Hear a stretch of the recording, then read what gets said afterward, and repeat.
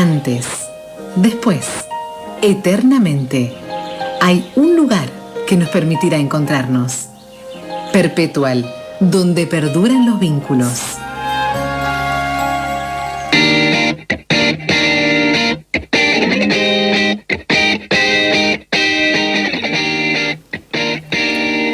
Decíamos más temprano en la mañana que hay una especie de precepto de los argentinos que viajan al mundo. Para divertirse no hay que convertir de pesos a la moneda donde estés. Eso es condicionante para divertirse, ¿no? Porque el que convierte no se divierte. Porque vos decís, bueno, 1 a 10, 1 a 1000, 1 a 100, 1 a...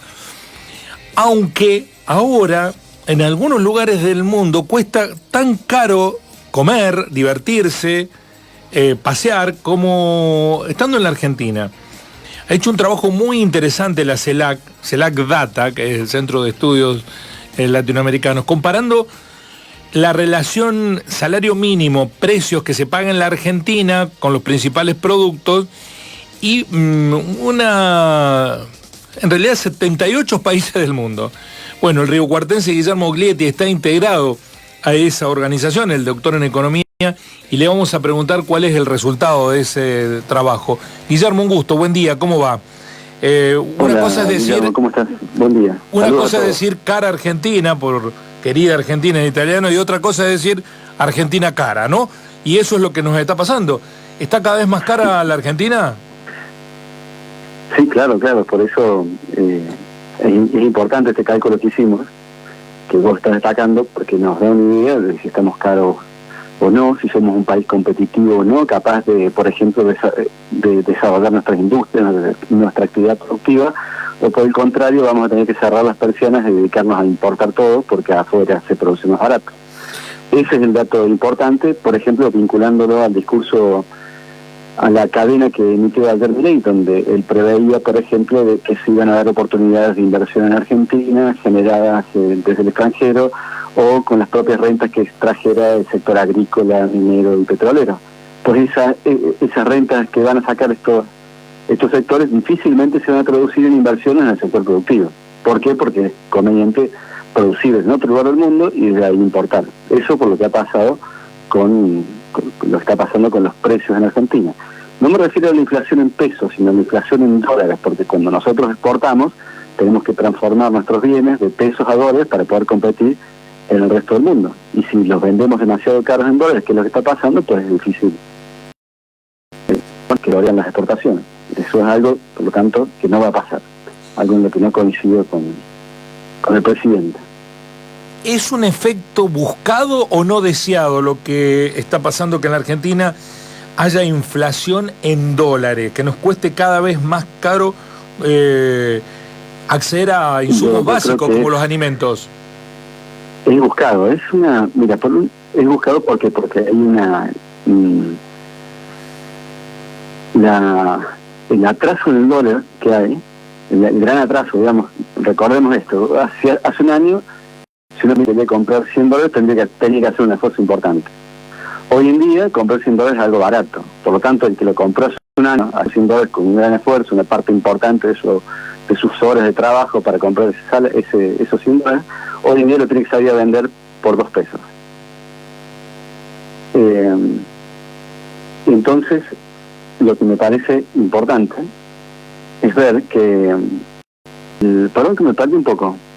¿Cuál es la pregunta, Guillermo? Discúlpame. No, te preguntaba si era un efecto buscado o no deseado. Buscado, sí. Bueno, entonces, gracias por retomarme y disculpa la digresión. Entonces, cuando vos planteás el tipo de cambio, los otros precios no se te disparan mucho. Ese es el efecto, es un efecto antiinflacionario. Es muy similar a la convertibilidad. En la convertibilidad, ¿qué se hizo? De hecho, la convertibilidad fue seguramente el modelo más exitoso de Argentina para frenar la inflación. Fue un modelo muy bueno, los que lo diseñaron inicialmente pensaron que era un modelo que iba a funcionar y efectivamente funcionó, pero pensaron también que era un modelo que tenía que durar unos 3-4 años. ¿Sí? El problema es que lo dejaron durante 10 años, había que deshacer la convertibilidad y eso fue algo difícil tal como se planteó, como una ley, la ley de convertibilidad que te ató de manos para hacer cambios. Y ahora lo que está haciendo es la misma técnica, planchando el dólar y generando una recesión brutal, ¿sí? Porque al quitarle ingresos a la economía a través de la reducción, por ejemplo, de los bonos que le daban a los jubilados para complementar sus ingresos por inflación, a través de la reducción del gasto público, de la reducción a cero reducción del 80% de la obra pública.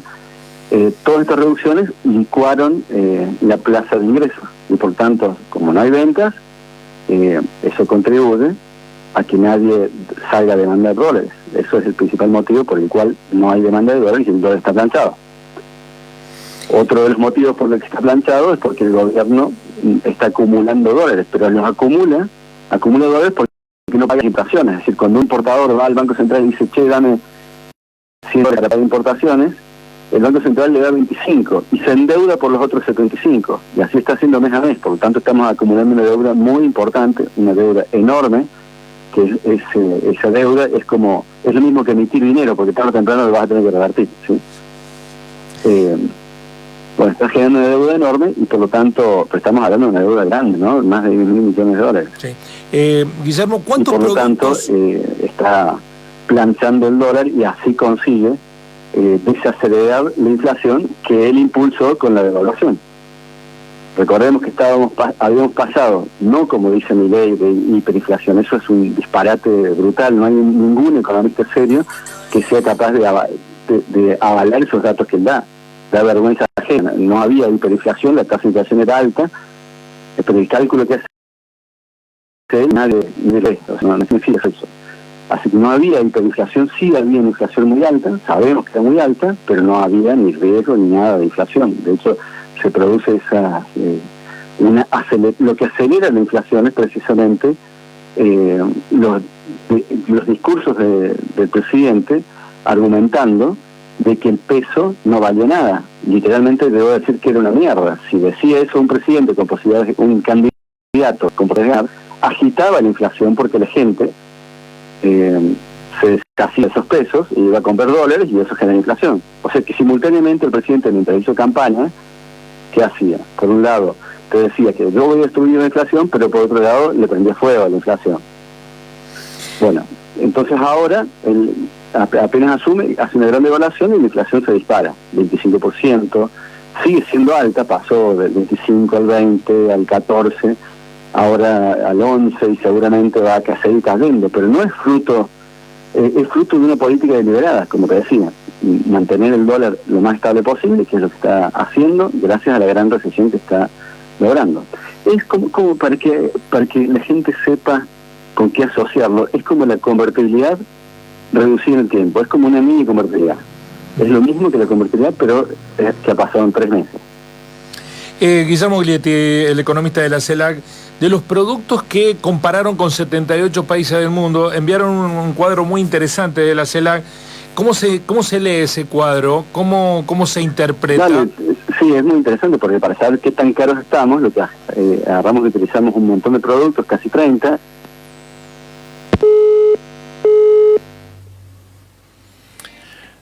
Pequeña interrupción, estábamos dialogando con Guillermo Oglietti, economista de la CELAC, que nos estaba transmitiendo respecto de el estudio que han realizado. El estudio es un comparativo del poder de compra de alimentos del salario mínimo argentino, que está ubicado entre los peores del mundo. El estudio revela, entre otras cosas, que en 10 de los 14 alimentos analizados, estamos entre el 50% de países más caros en dólares. En 10... Hola, Guillermo, disculpa, se cortó la llamada. Sí, ahí vamos. No, estaba sintetizando algunas de las conclusiones del trabajo. Ibas a contarnos cómo se interpretaban los cuadros, cómo se leía la información. No, sí, te estaba por contar eso. Perfecto. Sí. Mira, lo que hicimos fue comparar precios de todo el mundo, los precios en dólares que tienen todo el mundo. Entonces tenemos los precios de casi 30 productos, muchos de ellos alimenticios, la mayoría como harina, sal, aceite de cocina. Entonces quisimos ver cómo estaba en dólares Argentina comparada con el resto del mundo, con alrededor de 80 países, ¿sí? Son 78. En algunos productos hay un poquito menos. Entonces hicimos esa comparación. Y lo que vemos es que en algunos productos estamos muy caros y en la mayoría estamos en mitad de tabla, en el precio. en dólares. Ahora, ¿qué pasa? En Argentina el salario está mucho más bajo que el resto del mundo. Está muy por debajo del promedio de todos estos 78 países. Por lo tanto, la capacidad del salario argentino para comprar bienes, estos bienes y servicios es muy baja. Estamos en el fondo de tabla. La capacidad de compra de Argentina se compara, digamos, en la mayoría de los productos a bienes africanos, a países africanos, digamos. No por desmerecer a los países africanos, pero nosotros estamos acostumbrados a mayores niveles de ingresos. Por ejemplo, para comprar el arroz, la capacidad de pago nuestra es similar a la de Kenia. Está por debajo de la de Kenia, por debajo de Ucrania, que está en plena guerra. ¿Sí? Por ejemplo, elijo un producto, la harina, el kilo, el valor que ustedes dan es 184.0. ¿Qué significa eso? Porque hay el cuadro tiene dos columnas. Sí, un salario puede comprar 184 kilos. Un salario. En la Argentina, 184 kilos. Está entre los... En Bangladesh compran 190. Y la harina no es de los peores. ¿Sí? Ajá. El arroz, con el salario mínimo en Argentina se pueden comprar 69 kilos. Estamos de los países que más caro nos cuesta comer arroz. Sí, estamos... el arroz está en el horno, digamos. Estamos como Kenia. Nosotros podemos comprar 69 kilos y en Kenia pueden comprar 71. Estamos entre los peores 6 con capacidad de compra. Y en el precio del arroz estamos también entre los 6 más altos del mundo. Estamos al nivel Pero eso no es Japón, porque los productos Italia, cuestan más caro en la Argentina, sino porque nuestro poder de compra es está muy deteriorado. No, las dos cosas, se combinan, que el precio está caro en dólares. Por ejemplo, el arroz, estamos entre los 6 más caros del mundo. Y estamos muy bajos en la capacidad de compra. Comparemos, por ejemplo, aceite. Con el salario mínimo en Argentina se compran 72 litros de aceite. Esto es mensual, ¿no? Sí. Bien. Y está también entre los más bajos del mundo. También pagamos carísimo el aceite en la Argentina en relación a los ingresos. Sí, estamos entre los peores 15 de capacidad, de estos 78, entre los peores 15 de capacidad de pago. Y en cuanto al precio, por ejemplo, el arroz, estamos hablando del aceite de cocina, sí, vale 3,20 centavos de dólar en Argentina. Y, por ejemplo, estamos al mismo nivel que países con salarios mucho más altos, como Costa Rica. Estamos por encima de Uruguay, por ejemplo, que es un país con salarios mucho más altos. Estamos por encima de España, por encima de Colombia, por encima de México en el costo. Vale más el aceite de cocina acá que en el Reino Unido. Vamos a otro producto básico. Más. O sea, hay 39 países que tienen precios más bajos que nosotros. Es decir, nosotros estamos en mitad de tabla en el precio del aceite. Por eso en la capacidad de compra estamos abajo. Vamos a la carne, que es nuestra, principal... La carne es donde no estamos tan mal. En carne no estamos tan mal. Tan mal no. Sí. ¿Por qué? Porque estamos a mitad de tabla en la capacidad en poder adquisitivo, es decir, podemos comprar unos 29 kilos con el salario mínimo. Y nuestro precio, digamos, no está entre los más altos, está entre los 15 países de precios más bajos. Guillermo, una última cosa. ¿Esto es un fenómeno coyuntural? ¿Es de la administración de Milei o viene desde hace muchísimo tiempo? Porque hasta el año pasado venían los turistas a la Argentina y decían, nos sale barato comer, viajar. Y ahora no vienen más, ahora sale más barato ir afuera. Es lo mismo que la convertiría. En un espacio de tiempo mucho más reducido y por lo tanto va a tener el mismo... Bueno, pero para muchos la recuerdan a la convertibilidad como exitosa, no había inflación. Exitosa en los primeros 4 años. Después la economía argentina no creció prácticamente nada del año 95 en adelante, y se transformó en absolutamente no competitiva. No había inversiones en Argentina, salvo en algunos sectores muy productivos, entre ellos la minería, extractivos, pero ni siquiera el agro. El agro fue uno de los que peor le fue durante la convertibilidad. Ahora tiene otros precios de intercambio, pero los costos le van a aumentar de igual forma,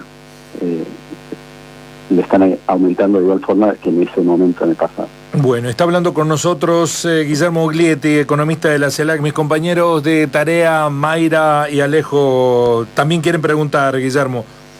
Por supuesto. Sí, Guillermo, buenos días. Te quería consultar que estos costos y estos alimentos, tengo entendido, son de mercado interno, ¿no? ¿Qué sucede cuando, por ejemplo, en el caso de Argentina, que puede importar ciertos alimentos, ¿cambia el costo también?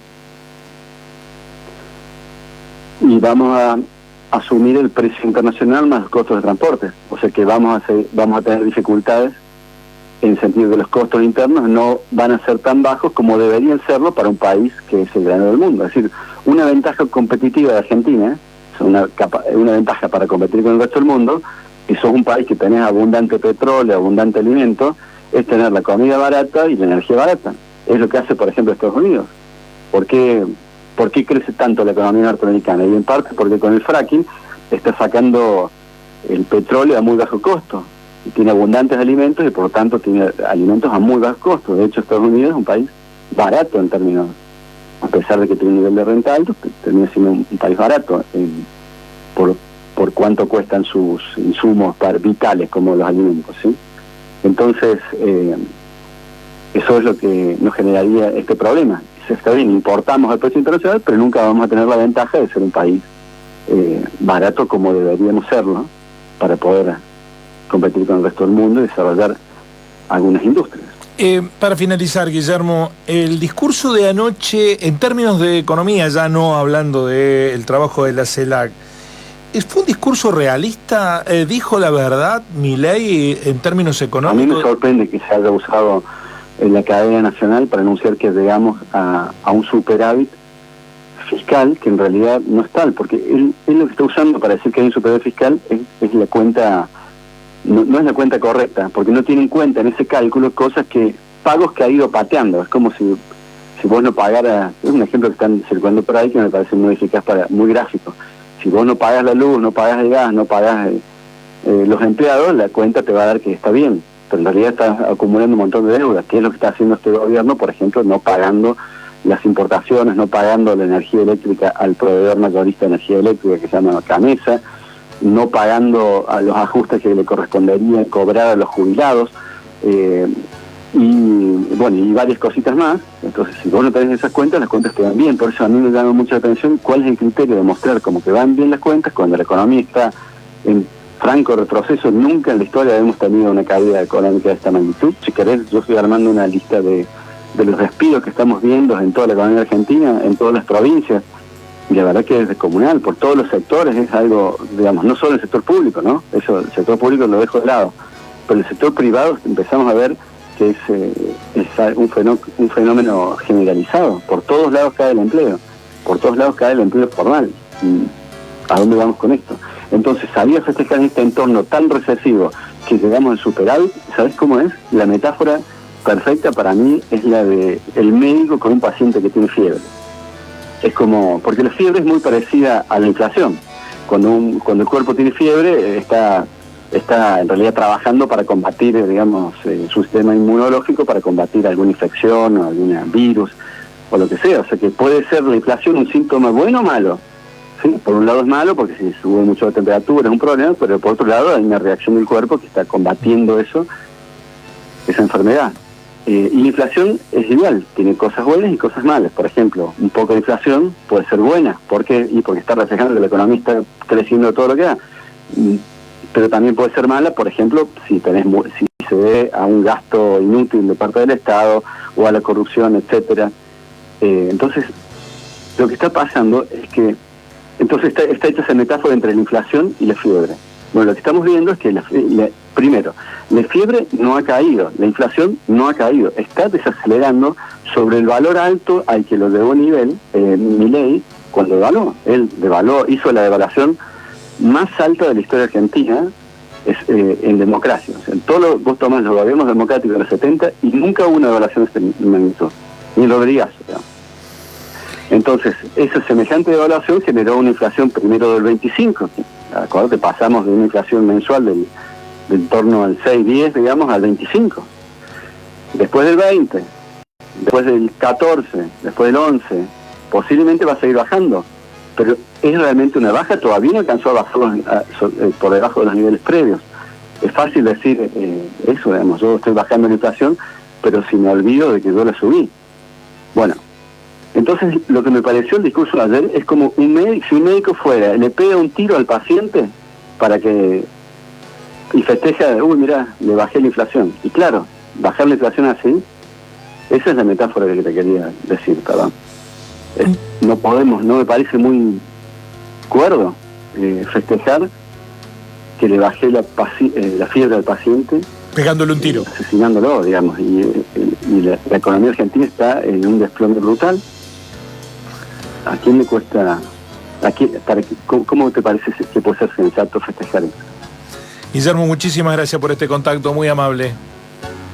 No, gracias a vos y que tengan un buen día. Bueno, un país caro, recesivo, con escaso poder adquisitivo y con un plan de cercar la inflación, pero si la inflación se reduce matando al paciente, da la sensación, ¿no? Yo no sé nada de esto, que es peor el remedio que la enfermedad.